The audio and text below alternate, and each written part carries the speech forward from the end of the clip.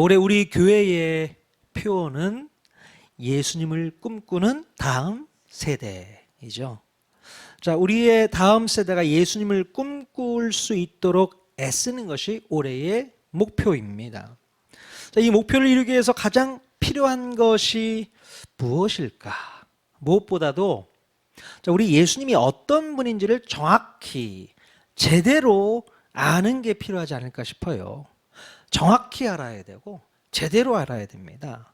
성경에 기록된 예수님을 올바르게 배워서 정확히 알아둬야 될 줄로 믿습니다.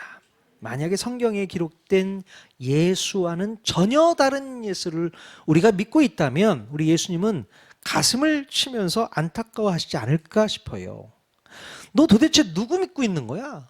누구를 믿고 있는 거냐고? 나 믿고 있는 거 맞아? 그런데 네가 믿는 예수는 내가 아닌 것 같아. 우리 예수님이 그렇게 말씀하실 수 있습니다.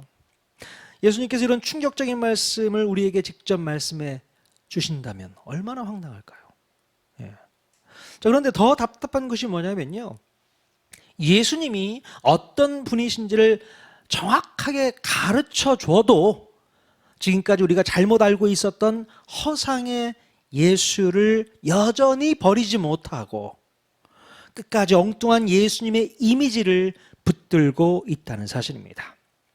자, 이렇게 얘기하면 여러분 마음이 불편해지실지 모르겠습니다. 하지만 지금 당장은 불편해도 진짜 예수님을 제대로 만나게 된다면 우리 예수님의 마음도 편해지고 예수님을 향한 여러분의 마음도 더 새로워지게 될 줄로 믿습니다. 여러분, 우리 예수님의 제자들도요, 예수님과 함께 3년 동안을 동고동락했잖아요. 그런데 3년 동안 예수님에 대해서 뭘 알았을까요? 여전히 예수님의 제자들은 예수님이 어떤 분이라고 알고 있었습니까? 자기 민족을 구원해 줄 정치적인 메시아 정도로밖에 생각을 못하고 있었단 말이에요. 그런 안타까운 일들이 예수님의 제자들 가운데도 있었는데 우리들이야 어떻겠습니까? 이런 상황을 우리는 동상이몽이라고 하죠. 동상이몽.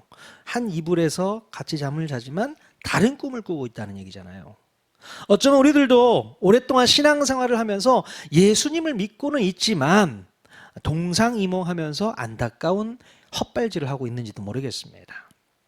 그래서 저는 우리 통하는 교회 모든 성도들이 우리 주님이 기뻐하시는 같은 꿈을 꾸면서 이 새해를 살아나갔으면 좋겠다고 생각을 합니다. 같은 꿈을 꾸셔야 됩니다. 예수님의 꿈을 같이 꾸기를 원합니다. 우리 성도들의 꿈을 같이 꾸기를 원합니다. 늘 동상이몽하면 안 되는 거예요. 같은 꿈 꾸면서 나아갈 수 있기를 원합니다. 자, 오늘 본문 2장 1절에 보면요, 로마의 초대 황제 아우구스투스, 성경에는 가이사 아우구스토라고 얘기를 하는데요, 이 아우구스투스가 모든 식민지 백성들에게 호적 신고를 명령하게 됩니다. 자, 왜 이런 명령을 내렸을까요? 호적 신고를 명령했던 이유가 뭘까요?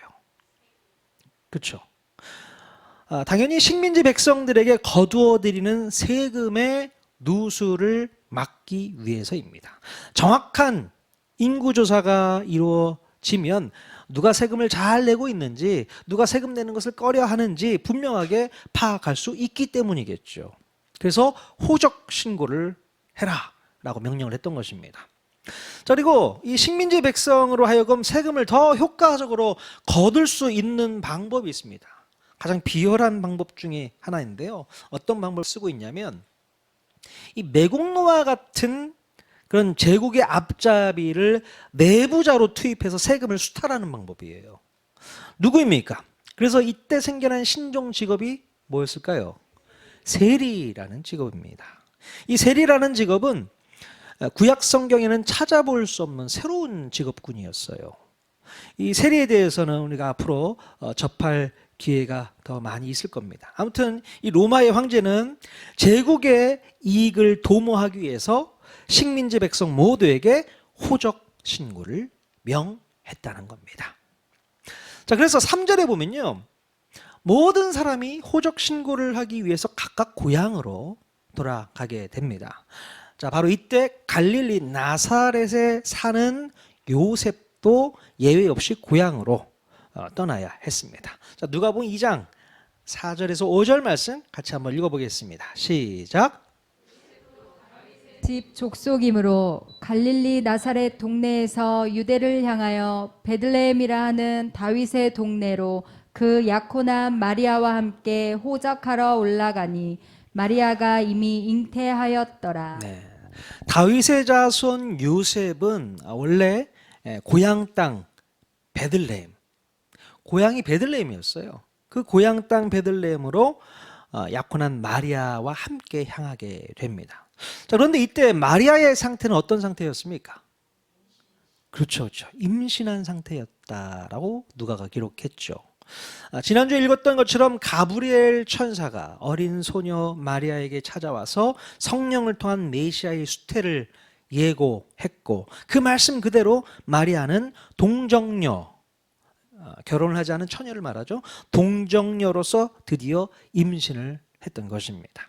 자, 그렇다면 마리아가 임신한 사실을 약혼자인 요셉이 알고 있었을까요? 자, 마태복음에 보면요, 요셉은 마리아가 잉태한 사실을 알고서 가만히 파혼하려고 했습니다. 자, 그러나 요셉의 꿈에 주의 사자가 나타나서 자초지정을 설명해 줍니다. 우리 마태복음 말씀 같이 볼게요. 1장 20절입니다. 시작. 이 일을 생각할 때에 주의 사자가 현몽하여 이르되 다윗의 자손 요셉아 내 아내 마리아 데려오기를 무서워하지 말라. 그에게 잉태된 자는 성령으로 된 것이라. 네. 요셉은요, 주의 사자가 전해준 이 메시아의 임신 소식을 이제 믿음으로 받아들이고요, 마리아를 데리고 나사렛을 떠나서 베들레헴 고향으로 향하게 됩니다. 처음에는 임신 사실을 알고 얼마나 놀랐을까요? 근데 요셉이 참 인격적입니다. 다른 사람 같았으면 다 들추어내서 그 율법에 의해서 다스렸을지 모르겠습니다. 돌을 던져서 죽이는 거죠. 근데 요셉은 가만히 그냥 끊고 그냥 네 길을 가라라고 얘기를 하려고 했었던 것 같아요. 근데 하늘에 하나님의 주의 천사가 나타나서 이런 이야기를 해주면서 요셉을 설득을 했던 것이죠. 자, 그래서 마리아를 데리고 이제 나사렛을 떠나서 베들레헴 고향으로 향하게 됩니다. 자, 그런데 그때 그들에게 어떤 일이 벌어졌는가? 누가복음 2장 6절 7절 말씀입니다. 시작. 거기 있을 그때에 해산할 날이 차서 첫 아들을 낳아 강보로 싸서 구유에 뉘었으니 이는 여관에 있을 곳이 없음이러라. 네. 자, 우리가 이 두 구절을 좀 잘 살펴봐야 됩니다. 얼마나 오랫동안 많은 사람들이 이 두 구절을 오해하고 있었는지 몰라요. 자, 그래서 구유에 누이신 아기 예수를 얼마나 많이 비참하고 천하고 불쌍하고 안쓰러운 이미지로 만들었는지 모릅니다. 자, 그런데 실상은요, 그렇지 않다는 것을 오늘 우리가 짚고 넘어가야 된다는 거예요. 자, 우리는 예수님의 탄생에 대해서 어떤 이미지를 머릿속에 그리고 있는가 하면요, 바로 이런 내용이죠. 요셉과 만삭인 마리아가 베들레헴에 도착하자마자 뱃속에 마리아가 태동을 느끼게 되고 출산한 산모와 아기를 데리고 이 숙박업소를 찾던 중에 빈방이 없자 가축들을 키우는 더럽고 냄새나는 말구유를 겨우 하나 얻어가지고 그곳에서 아기 예수를 출산하게 되는 매우 안쓰러운 장면을 늘 연상하곤 합니다. 그렇습니까? 많이들 그렇게 알고 계시고 많은 설교자들이 그렇게 말씀을 하시면서 우리 예수님의 탄생 상황을 낮고 낮은 자리, 또 천하디 천한 자리로 오신 겸손하신 예수님이라고 몰아가면서 극적인 상황을 첨가하고 부풀려서 설명하는 것을 볼 수 있어요. 물론 우리 예수님이 사람들 모두가 주목할 만한 그런 대단한 장소에서 태어나지도 않았고, 또 모든 사람이 우러러 볼 만한 잘 나가는 부모 밑에서 태어나지도 않았지만, 그렇다고 해서 이렇게 비참한 상황으로 몰아가는 것은 MSG를 너무 과하게 친 것이 아닌가 싶은 생각이 듭니다. 네. 자, 그렇다면 우리 예수님의 탄생 당시에 정말로 어떤 일이 있었던 것일까 우리가 살펴보기를 원합니다. 정말 어떤 일이 있었을까요?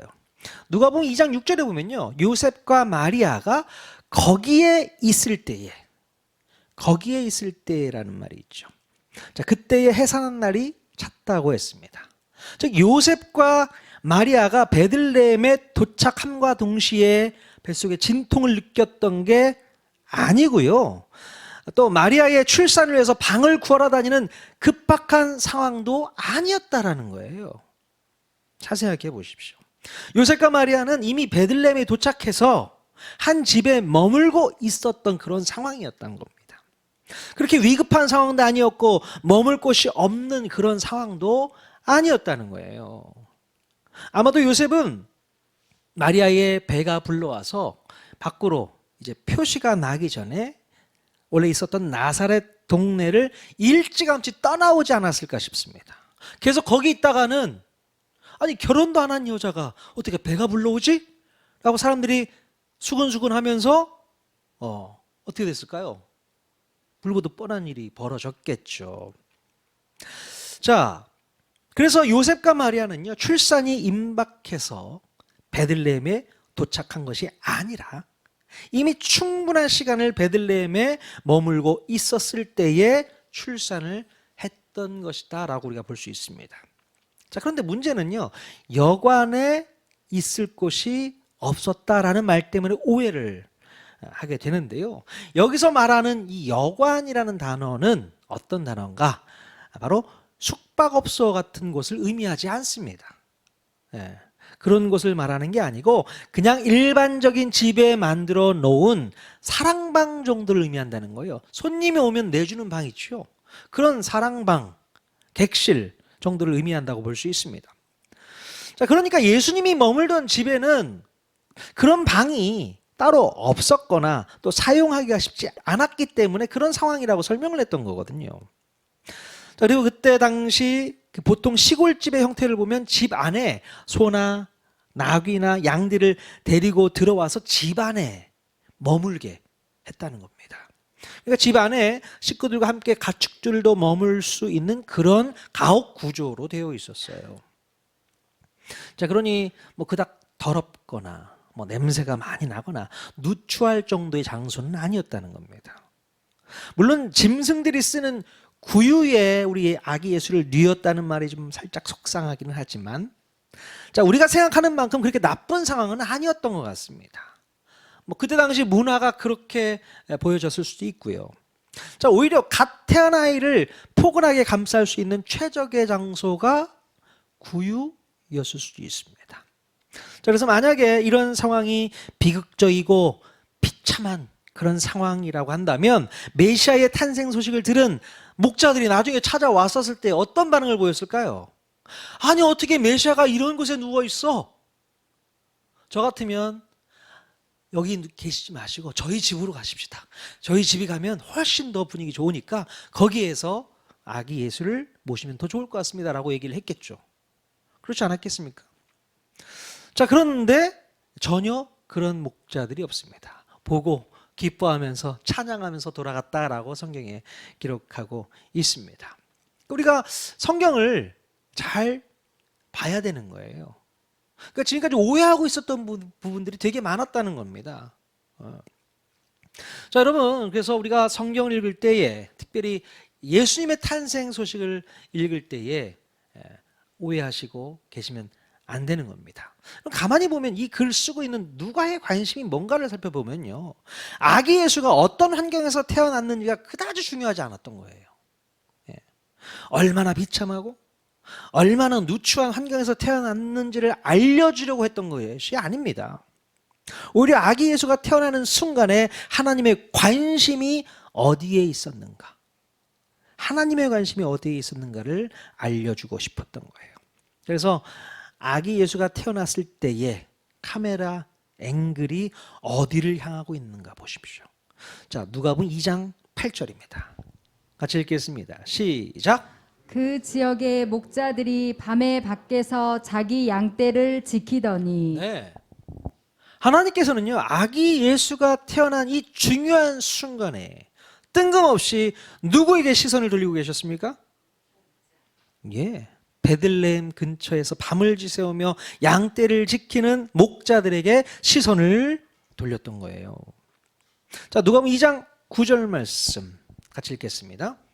주의 사자가 곁에 서고 주의 영광이 그들을 두루 비춤에 크게 무서워하는지라. 자, 천사들이요, 하나님의 영광을 비추면서 목자들에게 찾아왔습니다. 얼마나 두려웠을까요, 목자들이? 아니, 뭐야? 저 밝은 빛은 뭐야? 주님의 영광을 바라보면서 얼마나 놀랐을까요? 깜짝 놀랐겠죠. 자, 천사들은 그때 당시 성전에 있는 대제사장이나 서기관들이나 율법사들을 제일 먼저 찾아가서 아기 예수의 탄생을 알 수도 있었을 것입니다. 그런데 천사들은요, 도대체 왜 목자들을 제일 먼저 찾아갔던 것일까요? 여러분, 그 당시에 목자들은 천한 직업군에 속해 있던 사람들이었습니다. 자, 목자들은 밤새도록 깨어 있으면서 늑대나 맹수로부터 목숨을 걸고 양떼를 지켜야 했기 때문에 피곤하고 위험한 직업이었어요. 특히 유대 사회에서 목자들의 평판은 대단히 부정적이었습니다. 그들은 도둑질도 잘하고 안식일도 범하는 신뢰할 수 없는 사람들이었습니다. 아니, 안식일에도 양떼를 지켜야 되니까 당연히 범할 수밖에 없죠. 근데 그 유대 사회에서 그런 안식일도 쉽게 범하는 이 목자들을 인정이나 했겠습니까? 자, 심지어 법정에서 증언하는 것도 허락되지 않을 정도였다고 해요. 자, 그런데요, 참으로 아이러니하게도 아기 예수가 태어났다는 소식을 맨 처음 들은 사람들은 그 사회에서 맨 밑바닥 계층에 가까웠던 목자들이었다는 겁니다. 예. 자, 그러면 천사가 목자들에게 뭐라고 메시지를 전했을까? 누가복음 2장 10절에서 11절입니다. 시작. 천사가 이르되 무서워하지 말라. 보라, 내가 온 백성에게 미칠 큰 기쁨의 좋은 소식을 너희에게 전하노라. 오늘 다윗의 동네에 너희를 위하여 구주가 나셨으니 곧 그리스도 주시니라. 네. 자, 온 백성들이 알게 될 큰 기쁨의 좋은 소식을 너희에게 먼저 전한다고 했습니다. 큰 기쁨의 좋은 소식은 무엇이었습니까? 바로 구주 되시는 그리스도, 우리 예수님, 그 그리스도 예수가 태어나셨다라는 것이죠. 자, 목자들은 한밤중에 난데없이 두려울 정도로 눈부신 하나님의 영광을 보게 되었고요, 천군 천사들의 찬송 소리와 함께 큰 기쁨의 좋은 소식을 듣게 되었습니다. 자, 그러면 하나님께서는 이 기쁜 소식을 왜 목자들에게 먼저 알려주셨을까? 왜 그랬을까요? 자, 에스겔 말씀, 구약성경 에스겔 34장 23절 말씀 읽겠습니다. 시작.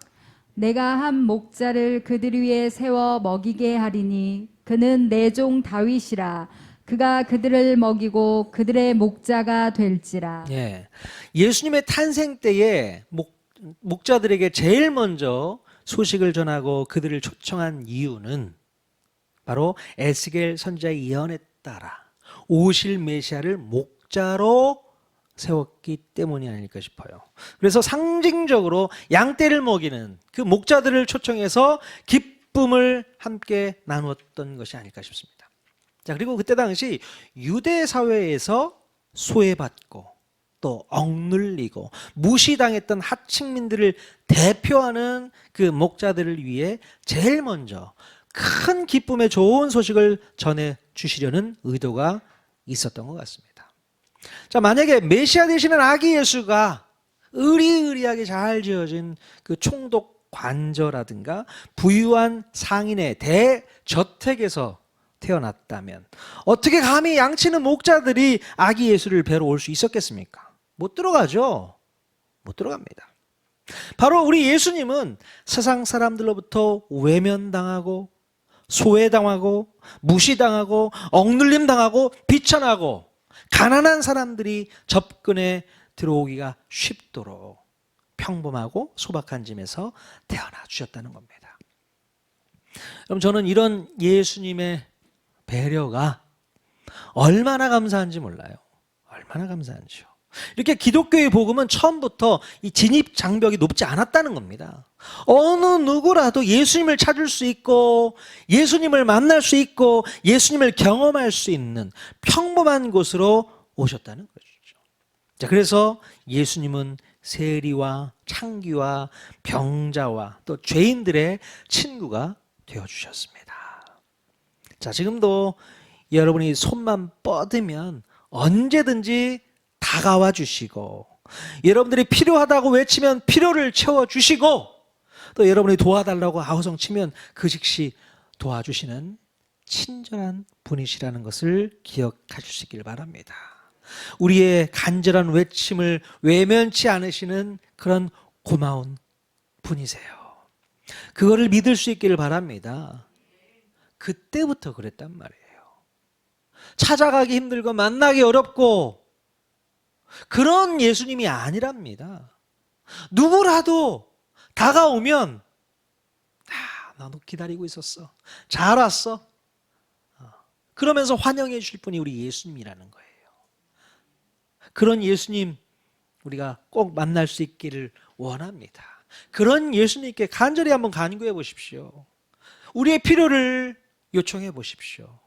또 우리의 문제를 가지고 나와 보십시오. 우리 마음가운데 상처난 것도 하나님께 나오시면 그분이 치료해 주시고 고쳐주시고 채워주시고 함께 주실 줄로 믿습니다. 그런 분이 우리 예수님이에요. 저는 그래서 너무 좋습니다. 예.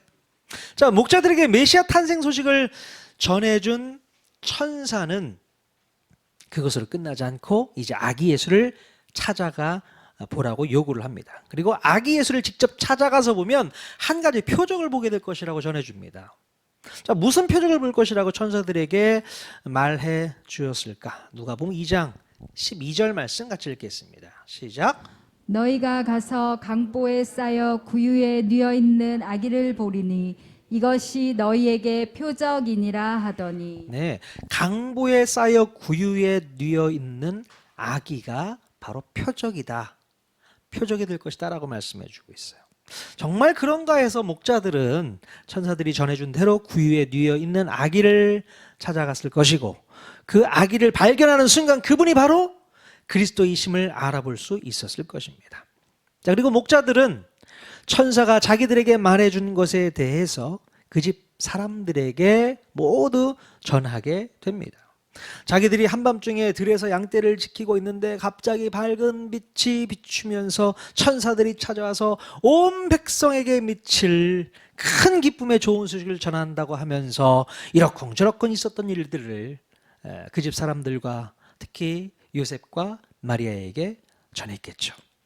그런데 여러분, 천사가 목자들에게 아기 예수를 찾아가서 메시아 탄생 소식을 전하도록 한 것은 누구를 위함이었을까요?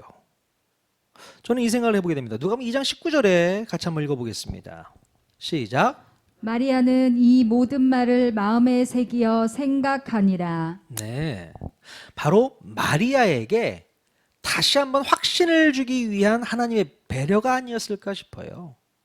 지금 태어난 아기가 옛 선지자들이 예언한 바로 그 메시아라는 사실을 목자들 말고 또 누가 알고 있었어요? 단 2명. 요셉과 마리아가 알고 있습니다. 그리고 그 전에 엘리사벳도 알고 있었을지 모르겠어요. 자, 그런데 목자들이 찾아와서 천사가 해주었다는 말을 전해들으니 마리아의 마음 가운데 더욱 확신이 들었을 것입니다. 자, 구세주의 탄생을 우리 부부만 알고 있어야 하는 비밀인 줄로만 생각했었는데 목자들이 천사에게서 직접 들었다면서 전해준 이 말이 그들 부부에게는 큰 위로가 되고 확신을 주는 소식이었을 것입니다. 아기 예수의 탄생은 더 이상 비밀이 아니라 큰 기쁨의 좋은 소식으로서 메시아를 기다려온 많은 사람들에게 큰 기대와 소망을 안겨다 줄 수 있는 거구나 라고 생각하면서 흐뭇해하지 않을까 싶습니다. 여러분, 우리가 가끔은 예수를 믿으면서도 혼란에 빠질 때가 있어요. 내가 지금 예수를 믿는 게 잘하고 있는 건가? 긴가민가 하면서 또 반신반의하면서 예수님을 믿는 것에 대해서 고민할 때가 있습니다. 예. 큰 기쁨의 좋은 소식을 내가 들은 것 같기는 한데 정말로 내가 들은 게 맞나? 이런 생각 안 해보셨어요? 혹시 나중에 내가 예수 믿은 것에 대해서 후회할 일이 생기면 어떡하지? 이런 생각. 괜히 예수 믿겠다고 했나? 괜히 교회 나간다고 했나? 괜히 교회 등록까지 했나? 이런 불안한 마음. 자꾸 이런 생각들이 들 때가 있습니다. 자, 그래서 이런 마음을 갖고 있는 분들이 꼭 필요한 것은 목장에 함께 속해서 모임을 하는 게 되게 중요해요. 가장 중요합니다. 자, 목장 모임을 통해서 나누게 되는 삶의 간증들이 서로에게 확신을 주는 겁니다. 나 혼자만 예수 믿고 있으면 이게 맞나 싶은 거예요. 나한테는 왜 하나님께서 말씀도 안 주시지? 뭐가 좀 부족한 느낌이 많이 들 텐데 목장 모임을 하잖아요. 그럼 서로 하나님에 대한 간증을 나누게 됩니다. 내가 만나지 못했던 하나님도 이야기를 들을 수 있게 되는 거죠. 그래서 와, 저런 하나님이셨구나. 저 사람을 통해서 역사하신 하나님은 그런 하나님이셨구나. 그 하나님을 듣게 되면서 내가 경험하지 못했던 것을 경험하게 되고요. 확신을 받지 못했던 것을 그 사람을 통해서 확신을 얻게 되는 것이죠. 그래서 나눔이 필요한 거예요. 혼자 독고다이로 예수 믿지 마십시오. 같이 한 목장에서 말씀을 나누고 삶을 나누고 교제를 하면서 예수 믿는 게 맞습니다. 그러면 우리 마음 가운데 두려운 마음도 사라집니다. 나 예수 잘 믿은 거구나. 잘 선택한 거구나. 잘 온 거구나. 그 생각이 들 겁니다. 자, 골로새서 3장 16절 말씀 같이 한번 찾아 읽도록 하겠습니다. 시작. 그리스도의 말씀이 너희 속에 풍성히 거하여 모든 지혜로 피차 가르치며 권면하고 시와 찬송과 신령한 노래를 부르며 감사하는 마음으로 하나님을 찬양하고. 네. 그리스도의 말씀이 너희 속에 풍성히 거하여 모든 지혜로 피차 가르치며 권면하고 시와 찬송과 신령한 노래를 부르며 감사한 마음으로 하나님을 찬양해라. 예, 이게 가장 중요한 목장 안에서 이루어질 일이라고 생각합니다. 그리스도의 말씀이 우리 안에 풍성히 거하게 되면 그것으로 멈춰서는 안 된다는 겁니다. 어떻게 하라고요?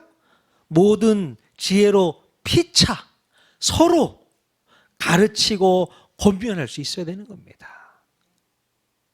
나 혼자만 알고 끝나는 게 아니에요. 피차라고 했습니다. 서로 권면하고 가르치고 알려주고 나누고 이런 삶이 우리에게 꼭 필요하다는 겁니다. 그것이 목장 안에서 이루어져야 된다.